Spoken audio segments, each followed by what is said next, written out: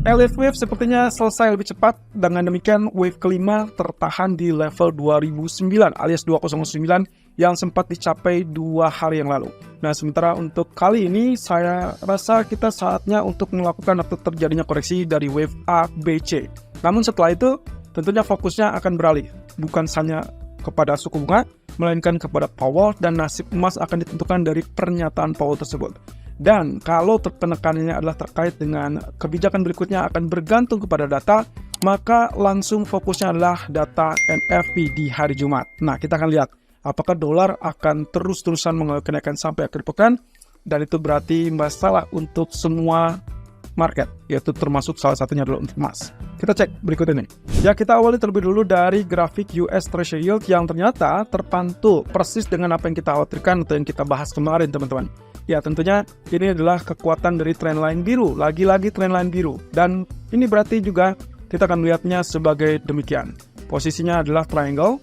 Apakah ini descending triangle atau bullish triangle atau mungkin kepada symmetrical triangle? Saya rasa ini lebih kepada pennant ataupun ya bullish pennant ataupun bullish triangle. Kita masih bisa melihat posisinya 50-50 sebetulnya antara dia naik ataupun turun. Nah, kemudian yang terpenting adalah faktor utamanya dari garis biru ini. Ya, jadi trendline biru ini kalau misalkan berhasil ditembus, maka itulah yang akan kita dapatkan berikutnya terkait dengan rally ataupun rebound untuk pasar emas ataupun market lain yang kontra terhadap dolar. Karena satu sisi dengan terjadinya penurunan dari market US Treasury Yield ataupun dolar, maka nantinya kita akan dapatkan peluang yang lebih bagus. Jadi kita lihat di sini apakah trendline biru ini akan terjadi penembusan seperti itu, termasuk juga areal garis hitam yang kita tandai, atau memang ini waktunya dia kembali naik. Nah, ini yang akan menjadi catatan penting. Ujian utama dari US Treasury Yield yang sebelumnya sempat terkoreksi turun, kemudian kemarin rebound setelah kecewa terhadap BOJ, maka hari ini adalah pengujian sesungguhnya, yaitu terkait dengan apa yang disampaikan oleh Powell. Nah, oleh karena itu, perhatikan saja teritori ini. Ini berarti kita akan berada di 4,8% lagi dan juga 4,9 ya, 4,9% dari US Treasury Yield-nya. Dan kalaupun misalkan dilihat dari US Treasury Yield bagian daily, kita lihat di sini candlestick-nya sebetulnya ditutup dengan bullish. Walaupun, nah ini catatannya teman-teman. Walaupun dia bullish kembali naik, tapi kita perhatikan di sini adalah hanging man sebetulnya. Dan kita lihat di sini teman-teman, kondisinya dia belum lewat dari high bagian long black candle sebelumnya. Jadi kita asumsikan candle yang harusnya diperhatikan itu adalah teritori ini, sehingga selama dia tidak tembus bagian high-nya, sebetulnya dia masih tetap punya peluang untuk terjadinya rejection turun. Ya, jadi ini yang harus kita pahami. Kemudian berikutnya adalah penentunya tentu dari bagian low, bisa dari bagian long black candle sebelumnya ataupun low kemarin. Ya, jadi kita masih tetap tunggu wait and see terlebih dulu apakah signifikan atau tidak terkait dengan pernyataan Powell nantinya malam. Nah, kemudian kalau kita lihat dari US dollarnya, kondisinya juga sama, tapi di sini dia lebih nyata. Artinya tidak ada hanging man, tidak ada shadow ataupun tail. Dia justru real bodinya panjang dan itu adalah positif untuk US dollar. Nanti kita tinggal tunggu apakah dia mampu untuk naik atau tidak. Lebih simpel, kita gunakan saja teritori trendline seperti ini teman-teman. Ini adalah bagian puncak. Jadi kalau misalkan dia berhasil tembus bagian puncak di tanggal 3 Oktober, itu high-nya adalah 107.34. Maka bisa dipastikan dia akan melanjutkan kenaikan kalau memang ternyata dia tembus 107.34. Nah, sementara di bagian bawahnya, teman-teman bisa perhatikan teritori bagian ini ya. Ini bagian supportnya. Saya ambil saja dari teritori yang terdekat, itu berarti tanggal 12 Oktober atau mungkin juga diambil dari yang low 24 Oktober. Nah, terserah mana yang diambil, yang penting adalah support sebetulnya 105.60-an itu tetap menjadi indikasi yang paling bagus untuk downtrend ya.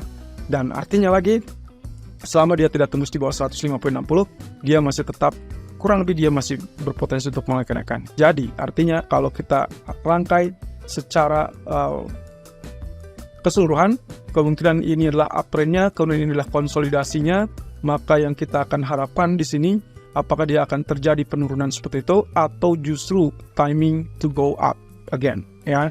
Jadi di sini kalaupun misalkan kita lihat ada resisten yang sama dekat dengan resisten kedua yang paling besar 107.34, kita juga bisa memperkirakan ini langsung mengalami kenaikan. Jadi semua ini tergantung dari kebijakan FOMC dan juga terkait dengan pernyataan Powell. Kalau dia lebih hawkish atau tetap hawkish, maka kemungkinan US dollar akan mengalami kenaikan. Di grafik keempat, posisinya sebetulnya tidak ada yang harus dikhawatirkan, karena mau tidak mau tetap saja mengalami kenaikan, tetap kita harus punya indikasi dari resisten pertama dan juga resisten kedua. Artinya di sini kita punya indikasi yang pertama adalah high dari 26 Oktober yang lalu, dan itu berada di 160.88. Yang kedua adalah yang tadi kita tandai di tanggal 3 Oktober, yaitu 107.348. Tapi kalau ternyata apa yang kita khawatirkan itu tidak terbukti, misalkan di sini terjadi rejection, maka area yang patut dicurigai adalah pemicunya di sini, teman-teman. Ini adalah level low di tanggal 31 Oktober dan itu berada di 105.90. Minimal kalau ada penurunan di situ saja sudah cukup bagi emas untuk memberikan kesempatan atau peluang untuk naik. Nah, satu sisi teman-teman dari pound sterling, saya ingatkan kepada teman-teman, spike ataupun kenaikan kemungkinan akan sangat bergantung dari POE meeting. Dari data ekonomi selama 1 minggu terakhir, kita tidak melihat adanya indikasi dorongan yang lebih kuat. Oleh karenanya, kalau misalkan kita perhatikan di sini, teritorinya sebetulnya sangat jelas di sini. Posisinya adalah dia ada swing high, terkait dengan swing high tersebut adalah terkait dengan trend channel. Tapi lagi-lagi saya ingatkan, posisinya adalah kita dalam jalur downtrend ini. Jadi yang paling utama, selama jalur downtrend itu masih cukup kuat, maka konsolidasi ataupun koreksi yang ke atas ini kita asumsikan hanya sekitaran atau sebagai potensi swing high sementara. Ya, jadi kalau kita perkirakan seperti ini, yang saya harapkan adalah kenaikan tidak lebih tinggi dari 1.2200, sehingga saya tetap perkirakan ini masih bisa turun. Karena jalurnya adalah jalur penurunan. Jadi ini yang harus kita pahami. Kecuali kalau misalkan terjadi penembusan di atas 1.2230-an. Saya rasa itu akan menjadi indikasi yang paling pas kalau Anda ingin melakukan switch strategi menjadi buy, tapi selama dia tidak tembus 1.2230, artinya itulah masih kesempatan untuk melakukan sell. Sementara untuk grafik daily-nya jelas di situ pertahanan yang paling kuatnya adalah zona trendline yang sampai saat ini belum sama sekali ditembus. Termasuk kemarin kenaikannya pun agak relatif sedikit. Nah, bagaimana dengan FOMC meeting? Efeknya mungkin kalaupun dia terjadi swing high, maka yang saya harapkan nantinya dia tetap tertahan di situ, kemudian Anda boleh tetap sell lagi kalau misalkan tidak tembus 1.2300. Jadi ada dua rangkaian, ada dua tahapan di situ yang harus Anda perhatikan apakah nantinya dia akan terjadi rejection apa tidak. Nah, untuk crude oil sendiri, sayangnya kita melihat sekarang ini ada ancaman yang sangat serius dan teritori 81.50 sepertinya sudah tembus ya. Karena saat ini level trend aja 8100 dan di sini berarti kita mungkin saja akan melihat teritori ini sebagai targetnya yaitu 77 dan 78. Nah, yang saya khawatirkan adalah kondisi pembalikan. Kalaupun misalkan kita anggap dia akan ada pembalikan ke atas, maka pastikan dia harus tembus di atas level 83.90. Itu baru Anda switch strategi menjadi buy, termasuk juga dengan pengumuman Fed. Nah, cuman beberapa kali saya perhatikan pengumuman Fed nampaknya tidak terlalu berpengaruh signifikan, walaupun ada kenaikan ataupun penurunan, tapi itu imbasnya relatif kecil. Market saat ini masih ada dihantui oleh kemungkinan geopolitik yang membesar, tapi sejauh ini kita anggap bahwa kondisinya diganggu atau kita sebutnya ada faktor supply yang menahan untuk kenaikan tersebut. Jadi kalau kita perhatikan di sini, yang paling memungkinkan kalaupun terjadi kenaikan, maka itu adalah kesempatan untuk tetap lakukan sell. Jadi 82 atau 8250 Anda boleh sell, sementara kalau tembus 83.50 atau 83.90 Anda boleh switch strategi menjadi buy. Nah, untuk targetnya saya harap Anda perhatikan level 75 ataupun 77. Tapi yang paling dekat saya rasa 78 sangat potensial. Nah, terakhir untuk gold sendiri, kita sudah lihat di sini penurunan di bawah zona orange dan juga termasuk di bawah trend line. Jadi kalaupun dia diharapkan mulai kenaikan, harapan saya kenaikannya adalah relatif bersifat sementara, kemudian nantinya dia lanjutkan dengan penurunan. Artinya, dia akan ada pengujian atau retest kembali zona ini, dan itu berarti 1988, 1989, atau 1990 lebih tepatnya. Nah, Anda boleh switch strategi menjadi buy kalau betul-betul dia memberikan indikasi tembus di atas 1996, teman-teman. Dan ini kelihatannya agak sulit kalau misalkan ternyata Powell tetap dalam nada hawkish. Jadi, kesimpulannya adalah kalau misalkan kita lihat dari ini, maka kemungkinan yang bisa terjadi atau yang terlihat kurang lebih secara garis besarnya, teman-teman. Anda lihat di sini, potensi yang terjadi adalah sebetulnya kita sedang lihat ini sebagai potential head and shoulder. Ya, bagian ini sebagai bagian left, ini bagian head, ya, headnya kebetulan ada dua, dan swing high terakhir diharapkan sebagai bagian right shoulder. Jadi nantinya neckline akan ada di mana? Neckline akan ada kurang lebih di zona ini. Dan itu berarti di bawah level 1970-an. Kalau misalkan betul perkiraan kita, maka dia akan terjadi penurunan. Nah, terkait dengan elite wave, saya rasa kita selesai. Karena memang kita lihat di sini posisinya kemarin itu seperti demikian. Dan nah, ini adalah level pertama, kemudian ya kita anggap ini 2, kemudian ini 3, ini 4, lalu kemudian ini adalah 5. Dan itu sebabnya sekarang adalah level A, kemudian nanti kita akan lihat sebagai level B, dan itu pantulan berarti tidak diharapkan naik di atas 1996. Kemudian dia meluncur kembali ke, ya saya perkirakan penurunan mungkin hanya berkisar 1950 atau 1947 teman-teman, atau mungkin 1955 ya.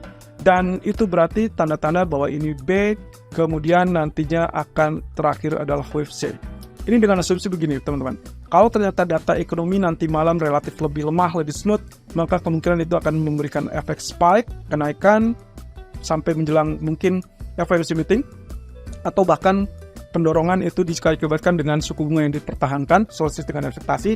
Tapi 30 menit kemudian saat Fed Powell memberikan kisi-kisi ataupun pernyataan, maka dia akan turun sebagai wave C. Jadi itu yang kita harapkan.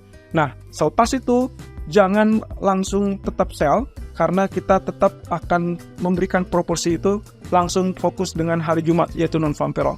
Jadi harapannya nanti dia akan terhenti di kisaran 1947 sampai 1955. Itu adalah bottom yang paling maksimal. Kemudian kalaupun dia reverse, diharapkan di atas 1996. Selama dia tidak terjadi kenaikan di atas 1996, berarti saatnya dia tetap sell. Nah, daily pun menunjukkan hal seperti itu. Jadi inti dari sebuah pergerakan ini adalah koreksi yang dibutuhkan sudah atau sedang terjadi.